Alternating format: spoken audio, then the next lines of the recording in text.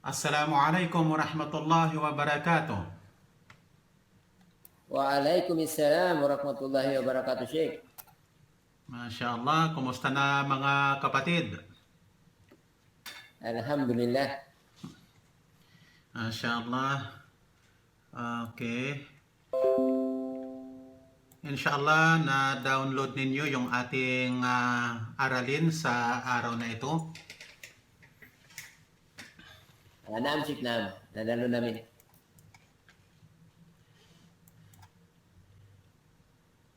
Okay, alhamdulillah, wassalatu wassalamu ala rasulillah, amma ba'd. Simulan natin mga kinikilig ko mga kapatid. Ang aralin natin sa pagkakataong ito ang tungkol sa zaka sa mga hayupan.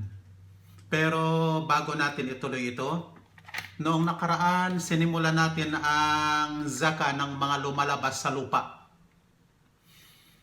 Na kung saan hindi natin ito natapos, konti lang naman ito, inshallah.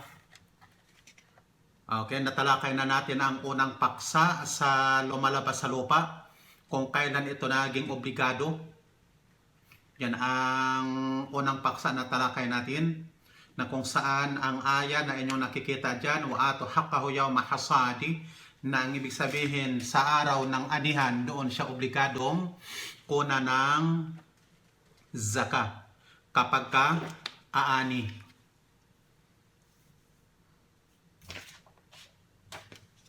Na kung saan obligado ang zaka sa lahat ng mga natatakal na naiimbak, yung mga naiimbak na mga butil at bunga. Yung butil kagaya sa trigo, mais, palay sa atin, yung sibada isang uri ito ng trigo. Tapos sa mga buga naman, yung pasas at datilis.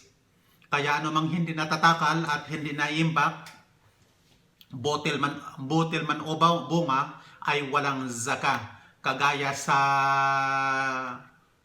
gulay. Siya nga pala, mayroon nagtanong sa atin nung nakaraan patungkol sa tubo. Alhamdulillah, natiyak natin na ang tubo ay walang zaka.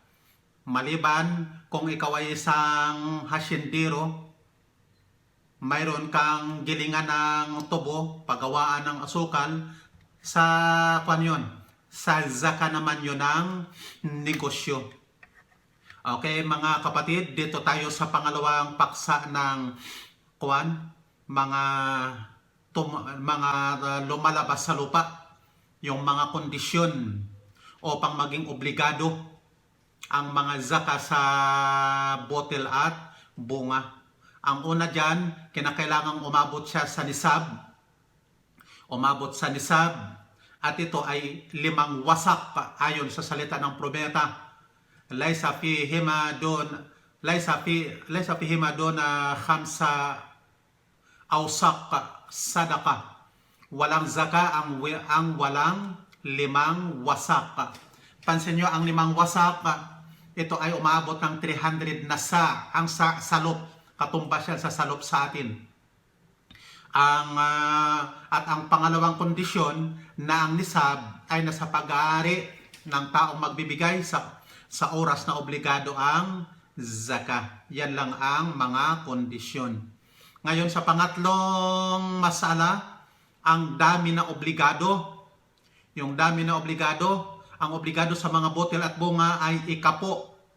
Anong ibig sabihin ng ikapo? 10%. Kapag walang gastos, pansin nyo mga kapatid ha, kapag walang gastos sa patubig. Halimbawa, maaaring mula sa ilalim ng lupa, ang tinutukoy natin ng ilalim ng lupa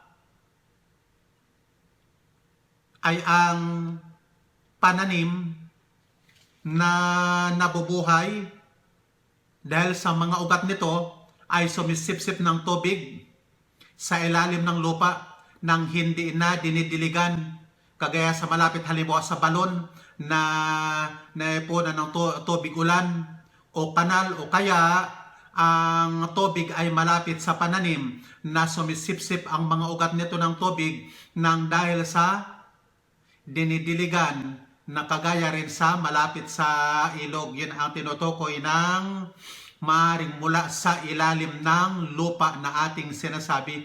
O kaya ang yung nadidilig ng tubig sa bukal. Okay? Ngayon, kalahati ng ikapo naman, yung 10%, hatiin. Kalahati ng ikapo naman, ang zaka kapag nadidilig ng may gasto, kagaya sa pagdidilig sa pamamagitan halimbawa ng paghahakot ng tubig, ano man ang paraan ng iyong paghahakot, naghahakot ka man gamit ang kalabaw mo, ang kamilyo sa lugar dito noon sa kapanahonan ng probeta, o kaya ay sa pamamagitan ng paggamit ng makabagong gamit sa ngayon na mayroon ka kunyaring water pump, o kaya hinahakot mo ng iyong sasakyan. At ito ay ayon sa hadith ng Propeta Muhammad sallallahu alaihi wasallam sa pagkakasali na ang medyo mahabang hadith, ang dinidilig ng langit, ilog at bukal o tubig mula sa lupa ay ikapo. Nasusundan nyo ang ating hadith na binabasa. At ang dinidilig ng kamilyo at ang hindi likas na pagdidilig ay kalahati sa ikapo. Ngayon, malinaw na siguro mga kapatid ang masala na yan. Patungkol kunyari sa ating bansa, halimbawa, nagkataon ang palayan mo, ay mayroong programa ang gobyerno na libre na ang irigasyon. Wala ka nang ginagasto sa patubig. Malinaw yon na ang magiging zaka ay 10%. Okay mga kapatid? Ngayon dadako tayo sa ikaapat na paksa, ang zaka ng pulot-pukyutan. Ang pulot-pukyutan, yung honey, na kung saan ang pinakaradyah nito na ang pulot-pukyutan ay walang zaka. Mayroong ulat mula kay Ibn Abdul Bar mula sa nakakarami daw na mga ulama sa Islam na ito ay walang zaka. Ito ang pinakamalinaw sapagkat walang direktahang dalil ang pagkaobligado nito sa Quran man o sa Sunnah, na rapat na ilayo natin ang ating mga sarili sa pagbibigay ng tuntunin hanggang sa may mapagbabatayan. Tandaan natin yan. Kapag walang dalil, wala. Kaya mayroong kasabihan dito si Imam Shafi'i na ang pinakabuod na ang zaka ng pulot-pukyutan ay wala. Katumba siya, lamang din siya sa iba pang mga produkto kasi walang dalil direkta sa Quran at Sunnah. Ngayon, dadako tayo sa ikalimang paksa, ang mga yamang, ito sa mga yamang nakabaon naman mga kapatid. Ang mga yamang nakabaon na tinutukoy dito, sa lingwaheng Arabic tinatawag itong rikaz. Tandaan ninyo ang terminong ito, rikaz. Ito ay yung mga natagpuan daw na yaman, yung mga natagpuang mga kayamanang nakabaon sa panahon ng Jahiliya. Pag sinabing sa panahon ng Jahiliya, bago pa sinugo ang Propeta Muhammad sallallahu alaihi wasallam. Ginto man yan, silver man yan, o iba pang bukod dito na mayroong tanda ng kufur. Sa mga nakakaalam ng tinatawag na mga antigo na mga yung mga antik na mga gamit, nalalaman nila yan sa mga sign kung kailan lumitaw ang isang yaman na yan o kaya ang isang antigo na gamit na yan. Kasi maaring may mga tanda yan o kaya may mga sulat, yung mga sulat tanda ng kufur. Hindi nangailangan ang yamang ito na mga natagpuan, hindi siya nangangailangan ng yaman, ibig sabihin o gastusin na gawaing malaki para makuha mo ang kayamanan. Yun ang tinatawag na rigaz. Nakuha mo nang hindi ka na nagpagod, hindi ka na gumastos sa pagkuha ng yamang iyon. Ngayon, kapag nangailangan ng yaman o gawaing malaki, nangailangan ng gastos, hindi ito maituturing na yamang ibinaon. Bagaman, ang yamang ito ay ibinaon. Pero nangangailangan ng malaking gastos para lamang makuha ang yaman. Hindi siya maituturing na rikaz ang kahatulan sa pagbibigay ng zakat. Ngayon, obligado sa yamang ito ang isang ikalima, ibig sabihin ng isang ikalima, sa 5 bahagi, 1/5 ang ibibigay. Maliit man ito o malaki, at hindi kondisyon dito na umabot sa 1 taon. Walang kondisyon na umabot ng 1 taon o kaya nisab. Kung ang natagpo ang mong yaman, hindi naman umabot sa nisab, automatic yan. 1/5 ang kukunin mong zakat. Kasi mayroong dalil ang Propeta Muhammad sallallahu alaihi wasallam, sabi niya, ito ang sinabi niya sa hadith, wa fir rikaz al-khumus, at sa ibinaong yaman ay 1/5 bahagi, 1/5.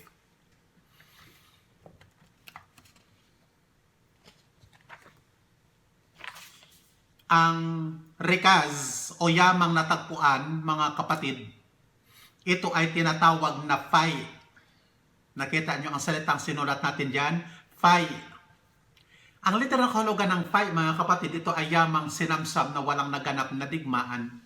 Yamang nakamit na hindi sa pamagitan ng jihad. At ang fay na ito ay iginugugol sa pangkalahatang pakinabang ng mga Muslim. At hindi nito ang kondisyon, hindi kondisyon sa fay na kabilang sa natatanging yaman, ginto man ito o pilak at iba pang mga kayamanan. Nakikilala o nakikita ito na kabilang sa mga ibinao ng jahiliya sa pamagitan ng mga tanda. Yung sinabi natin kanina ng kufor. Kagaya sa sulat ng mga pangalan nila, pag-ukit sa mga yung mga picture nila, at marami pang ibang mga tanda na siya ay pag-aari ng mga kuffar. Ang mahalaga, maituturing na rikaz ang isang yaman kung hindi ito pag-aari ng mga Muslim. Ngayon, kung nakatagpo ka ng yaman, mayroong tanda na Islamic, mayroong pangalan kunyari, Muslim ang nagmamayari. Okay? Ang yaman na yon ay hindi maituturing na rikaz. Kinakailangan mong iparating o ibalik doon sa tunay na nagmamayari. Ngayon, mga kapatid, hinggil naman sa mga yamang mineral. Ito ay galing pa rin sa lupa, di ba?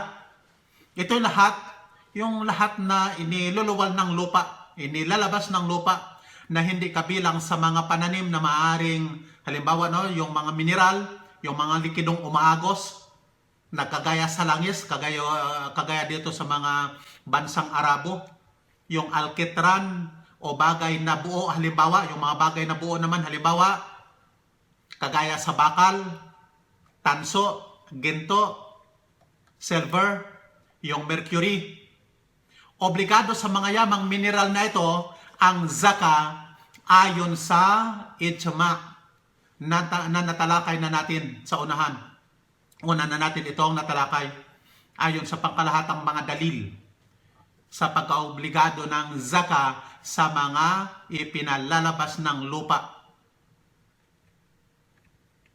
Yung aya, hindi natin naisulat, na kung saan ang pangkalahatang dalil, anfiqu min tayyibati ma kasabtum wa mimma akhrajna lakum minal ard. Yan ang dalil, gumugol kayo mula sa mga kayaayang nakamit ninyo at mula sa mga pinalabas o pinaluwal namin para sa inyo na mula sa lupa. Ngayon, napag-aralan natin na ang silver at ginto, mayroong nisab, hindi ba?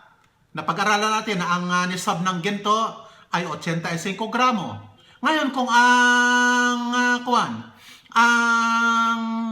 ang mina mo kunyari ay bakal, tanso, mercury, langis, o kaya anumang mga mineral ang iyong product na kukuha, hindi ginto at silver. Paano mo ngayon malaman kung umabot sa nisab ang nakuha mong yaman? Kasi sa mga kayamanang mineral, kinakailangan ang nisab. Pero hindi kinakailangan ang al-hawl. Ang hawl hindi kinakailangan. Ang hawl, ibig sabihin kapag kinakailangan umabot pa ng 1 taon, hindi kailangan. Pero ang nisab, kinakailangan. Ngayon, babalik tayo doon sa ating natalakay patungkol sa pera.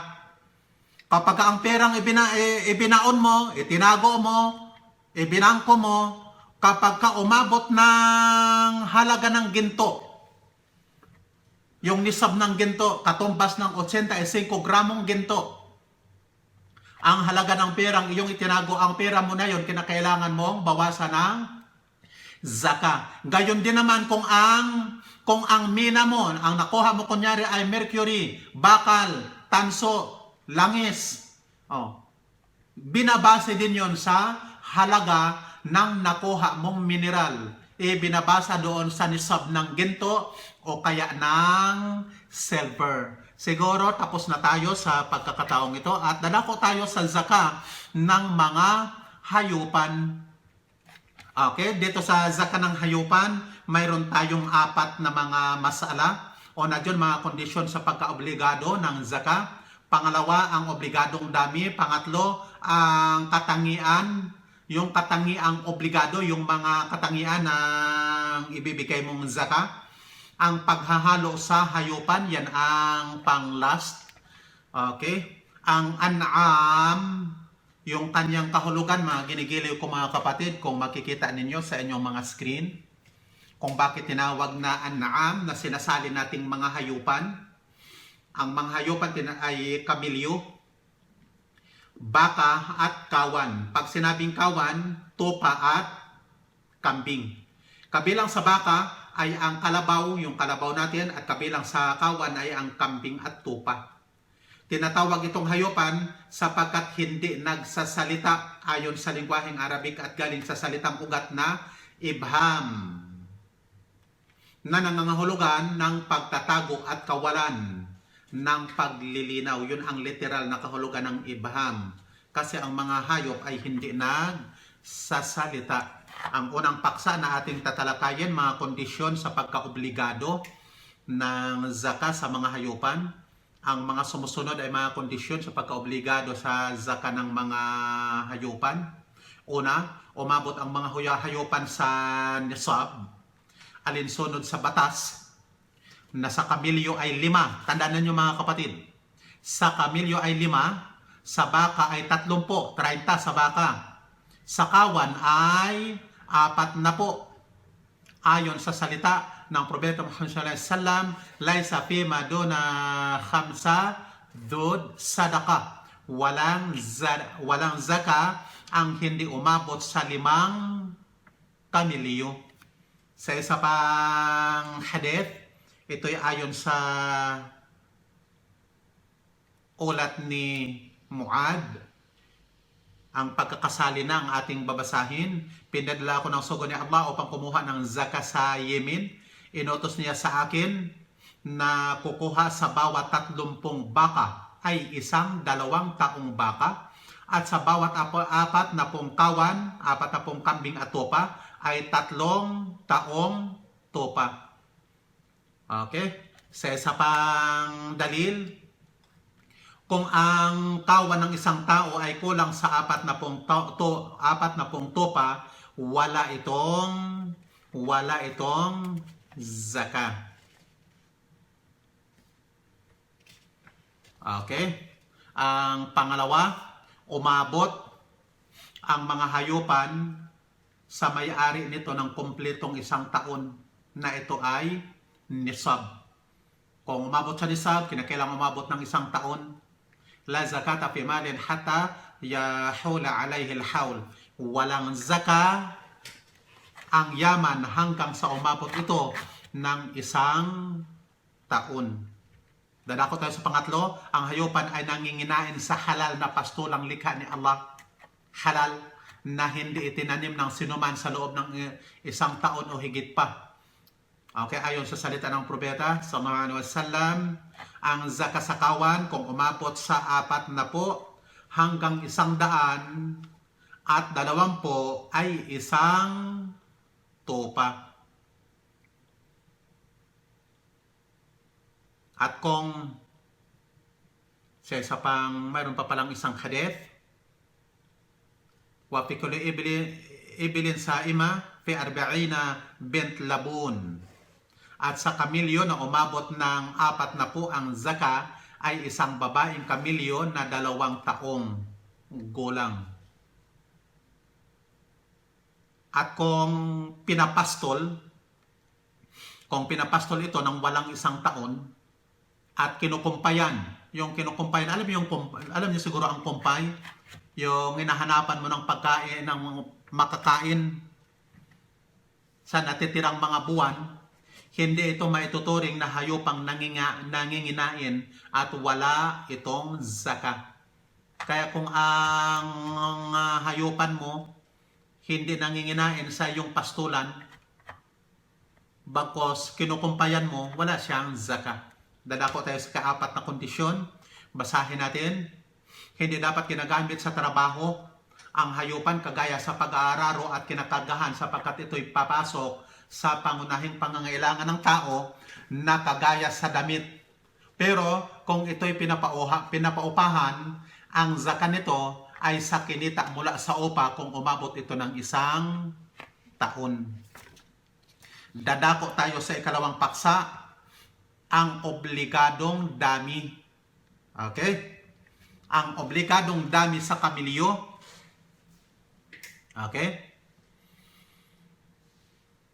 Ang dami ng zaka na obligado sa 5 kamilyo ay 1 tupa na 1 taong gulang o 1 kambing na 2 taong gulang at sa 10 ay 2 tupa.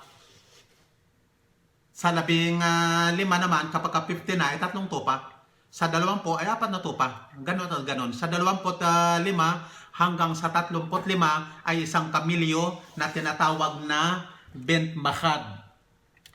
Bint makhab. Nilagay ko yata dito ang ayun. Tingnan nyo ang pagkakasunod-sunod. At inshallah, sa inyong mga kopya, try ninyong memoryahin bagaman wala tayong kamilyo sa Pilipinas. Siguradong walang nag-aalaga ng kamilyo. Alang-alang sa kaalaman lamang sa batas ng zakat sa ating fiqh. Okay? Kaya kung makikita ninyo dyan sa inyong mga screen, okay, tinatawag na bint makhab na kamilyo. Ang ibig sabihin nyo na 1 taong gulang at nagsisimula na ito sa 2 taon. Ibig sabihin, lumampas siya ng 1 taon, yun ang tinatawag na bint makhab. Kung mapansin ninyo ang number 25. Okay, mula 25 hanggang 35. Ang zaka ay tinatawag na bint makhab. Tinatawag itong bint makhabaw. Ang ibig sabihin ng bint makhab, anak na babae, bint sa pagbubuntis. Sapagkat karaniwan sa kamilyo ay nagbubuntis pagkatapos ng 1 taong panganganak. Ngayon, kung walang bint makhab, ay maaari ang isang ibno labon. Ang tinatawag na ibno labon naman, hindi natin ay lagay dyan. Ang ibno labon, meaning anak na lalaki, lalaking kamilyo. Tinatawag na labon kasi anak na lalaki sa paggagatas ng 1 kamilyo. Ibig sabihin sa paggagatas na 2 taong gulang na. 2 taong gulang na ang ibno labon na tinatawag. Kasi nagsisimula na ang nanay niya kasi ang nanay niya ay nanganak na rin. At ang ibno labon na ito, kinakailangang lumampas siya ng 2 taon. Ibig sabihin, nagsisimula na siya sa 3 taon. Karaniwan daw kasi ang mga kamelyo, ang ina ng Ibn Labun na ito ay nanganganak na rin ng ikalawa. At dahil sa nanganak na, mayroon na rin itong gatas. Sa ang Ibn Labun, ibig sabihin may kapatid na dumididi na rin. Labon, galing sa katagang laban. Okay? At mula sa 36, okay, 36 hanggang sa 45 ay bentlabon. Bentlabon o babaeng kamelyo na 2 taong gulang. At mula sa 46 hanggang sa 60 ay isang hekka. Isang hekka. Tandaan nyo itong mga termino na ito mga kapatid. O 3 taong gulang na babaeng kamelyo. At pag sinabing 3 taong gulang, nagsisimula na siya sa kanyang ika-4 na taon. Ngayon, bakit tinawag siyang hekka? Tinatawag itong hekka na ang litera na kahulugan ay karapat-dapat sa lingwaheng Arabic. Karapat-dapat. Sapagkat karapat-dapat na ito na maaaring gamitin sa trabaho. Pwede na siyang sakyan, pwede na siyang kargahan, at pwede na siyang mabuntis din. Pwede na rin siyang mabuntis. Yun ang tinatawag na hekka. At mula naman sa 61 hanggang sa 75 ay ang jad'a. Ang jad'a naman 4 na taong gulang at nagsisimula na sa ika-5 taon. Tinatawag ito na jad'a sa Arabic dahil maaaring nabungi na raw ang ngipin nito sa harapan. Mayroon itong ngipin na nabungi. Okay? At mula naman sa 76 hanggang sa 90 ay 2 bentlabon. Nakuha na natin ang ibig sabihin ng labon. Bentlabon naman ito. At mula sa 91 hanggang sa 100 at 20 ay 2 hekta. Ngayon mga kapatid, kapag lumampas sa 100 at 20, sa bawat 40, sa bawat 40 ay isang bentlabon. At sa bawat 50 ay isang hekka. At ito ay ayon sa hadith na inulat ni Anas, na ganito ang ating mababasa sa hadith. Di ko pala naisulat ang hadith. Okay, babasahin ko na lang. Mula sa 24 na kamelyo pababa ay tupa ang zaka at sa bawat 5 ay isang tupa. At kapag umabot sa 25 hanggang sa 35 ay isang bint maham.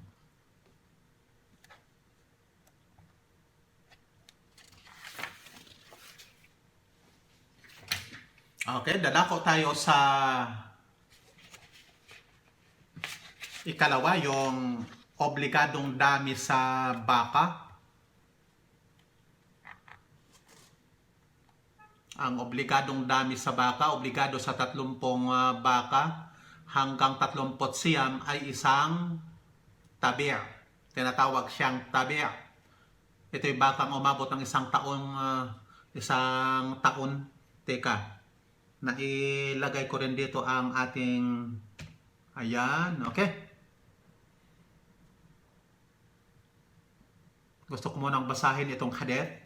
Inutusan niya ako na kukuha sa bawat 30 baka ay isang tabi' at bawat 40 ay isang musin na inshallah matatalakay natin ano ang tabi' at ano naman ang musin na. Pansinin ninyo, narito ang talaan sa pagbibigay ng zakat sa baka.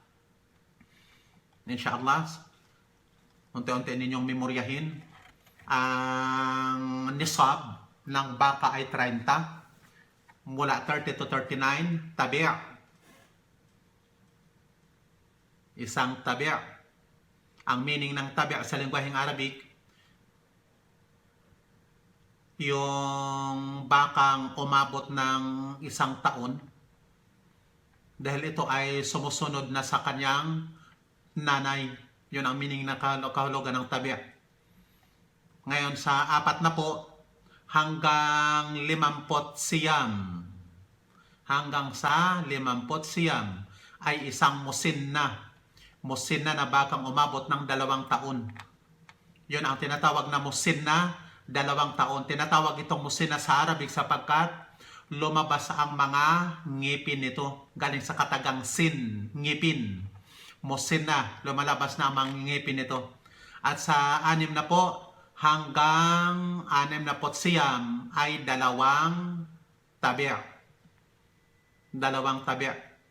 At pagkatapos sa bawat 30 ay isang tabi' at sa bawat 40 ay isang musinna. Ganito hanggang ilan ang aboting bilang. At ito ay ayon sa hadith na akin ang binasa kanina. Ngayon, dito naman tayo sa ating kawan. Ang kawan, tupa at saka kambing. Obligado sa 40 kawan, natalakay na natin na 40 ang nisab, 40 na piraso ng kambing o kaya tupa. Kung saan obligado sa 40 kawan hanggang sa 100, 40 hanggang sa 120, 120 ay isang tupa ang zakah. Okay? Pasensya na kayo, i-open ko yung aircon at medyo mainit.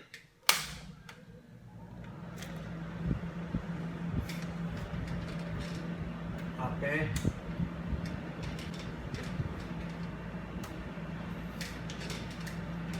Okay. 40 to 120 ay isang tupa ang zakah. Ngayon, 121, magsimula sa 121, sumubra lang 120 hanggang 200 ay 2 tupa. 201 hanggang 300 ay 3 tupa. At kapag sumubra sa bawat 100, kapag sumubra dyan, bawat 100 ay isang tupa. Yan ang zakah sa tupa. Dadako tayo sa ika-3 paksa, ang katangiang obligado. Ang katangiang obligado, kasi mayroong ano ba mga katangian ng mga zakang dapat kukunin, yung mga kawani ng departamento kunyari ng Islamikong gobyerno na nangungulikta ng zakah. Mga kapatid, pinalansi ng Islam sa pamagitan ng adl, makatarungan itong batas. Ang kapakanan, yung kapakanan ng mahihirap at mayayaman, na kung kaya namagitan ang mga batas ng Islam sa pagkuha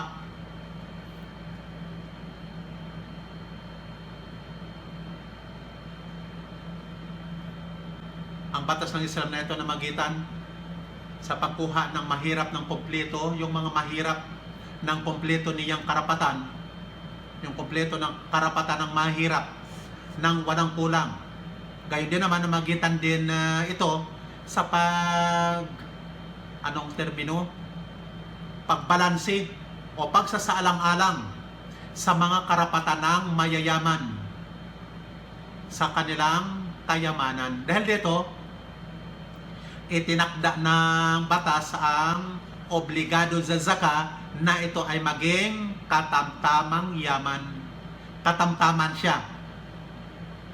Hindi, ibig sabihin ng katamtaman, hindi yung pinakamabuti at hindi rin yaong pinakamasama na uri ng hayop ang iyong ibibigay. Na kung kaya, obligado sa pagpapatupad ng zakah ang pagsasaalang-alang saan o na sa edad na obligado na kung saan ay hindi maaari ang mas mababa pa sapagkat ito'y pinsala sa mahihirap. Lugi naman ang mahirap kasi ang mahirap ay may karapatan sa kayamanan ng mga mayayaman. Yan ang buhay natin sa Islamikong sosyudad. At hindi rin maaari, hindi rin pwede na kukuha ng pinaka mataas sapagkat ito ay maituturing ding kapinsalaan sa mga mayayaman. Hindi rin maaari ang may sakit, yung mga hayop na may kapansanan, matanda, sapagkat hindi rin ito mapapakinabangan ng mahirap. At kabaliktaran, hindi rin maaaring kukuha ng pinaka matabang inihanda para sa pagkain, yung pinakamataba na inihanda ng mayaman. Halimbawa, may anak na inaalagaan yung hayop o kaya buntis na malapit ng mga anak, lalaking inihanda para pagkunan ng lahi o yamang pinakiingatan sapagkat ito ang pinakamainam. Hindi po pwede kasi ito ay kabilang sa tinatawag na mahalagang yaman na kapag wala ito,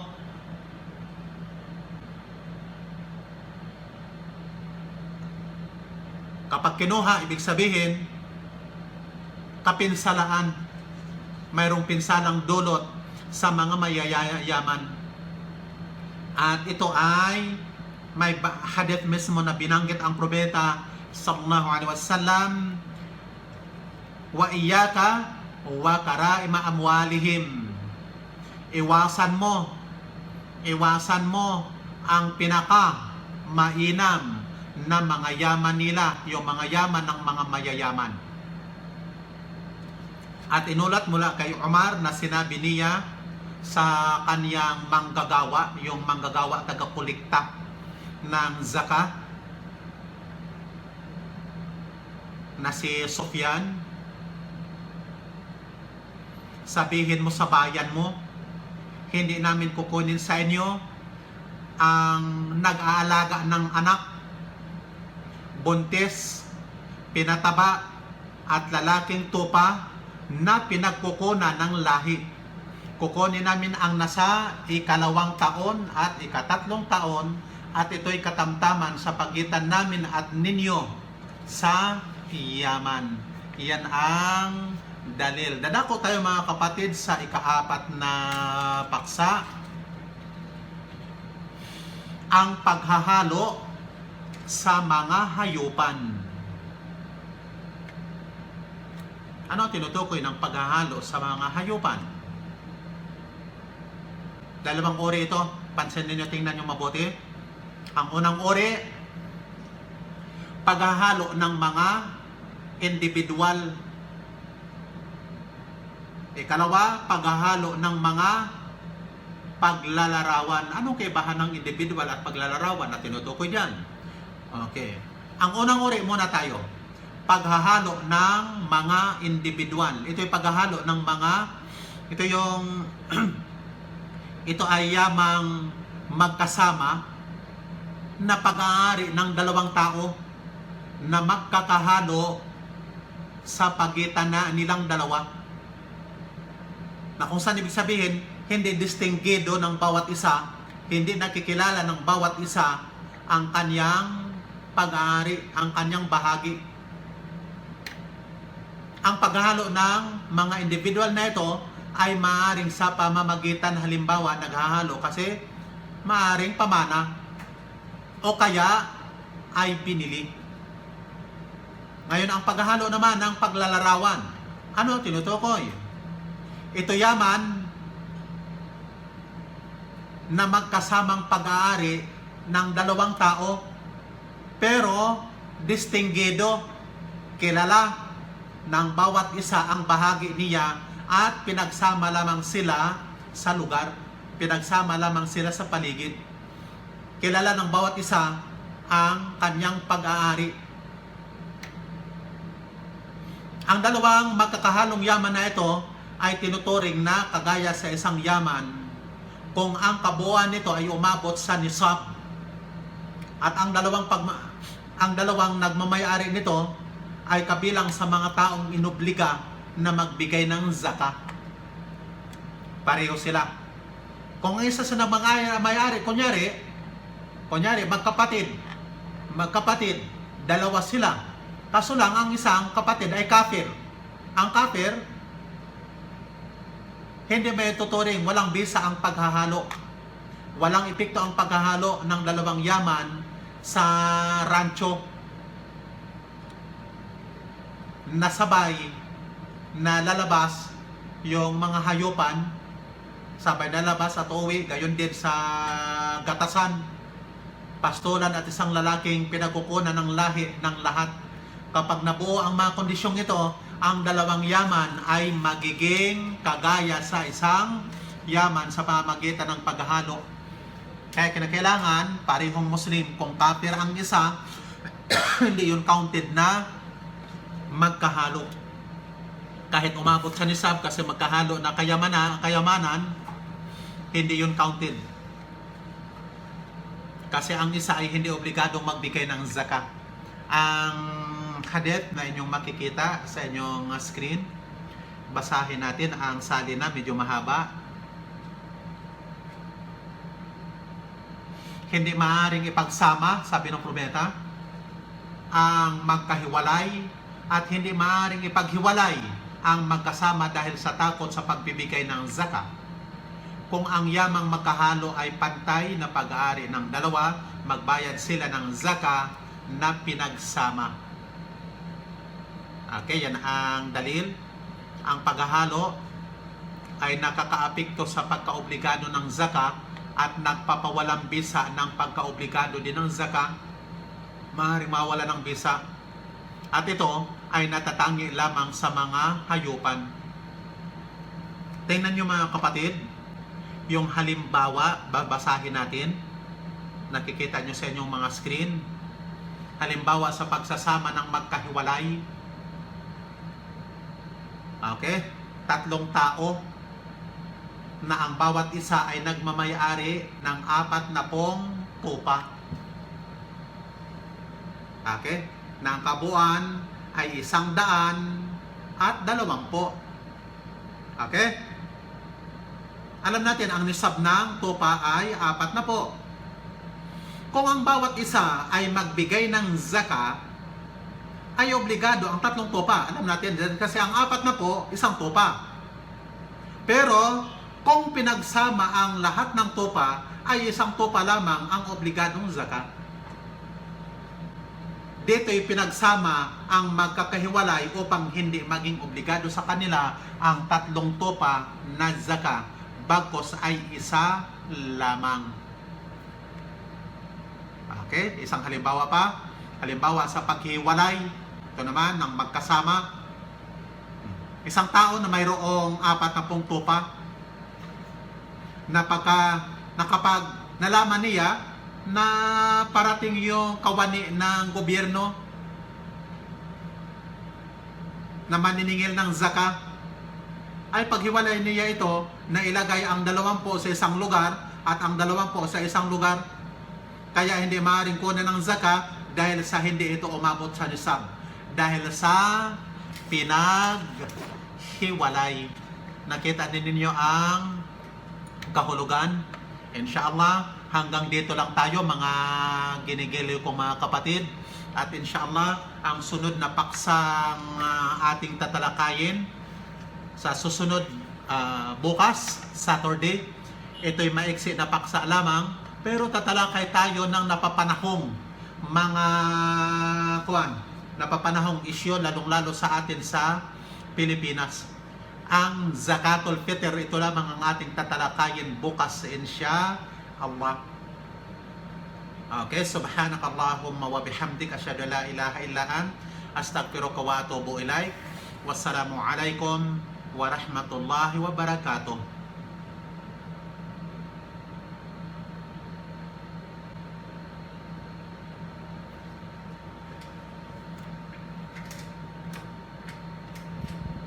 Mukhang walang sumasagot ah. Waalaikumsalam warahmatullahi wabarakatuh. Waalaikumsalam warahmatullahi wabarakatuh. Okay, naninig ko Basta ba, Okay, tapos na tayo mga kapatid. Waalaikumsalam warahmatullahi wabarakatuh. Sad, napasa niyo yung slide na pwede pong Chubby ang salita ni Merikaya. Hindi ko naintindihan.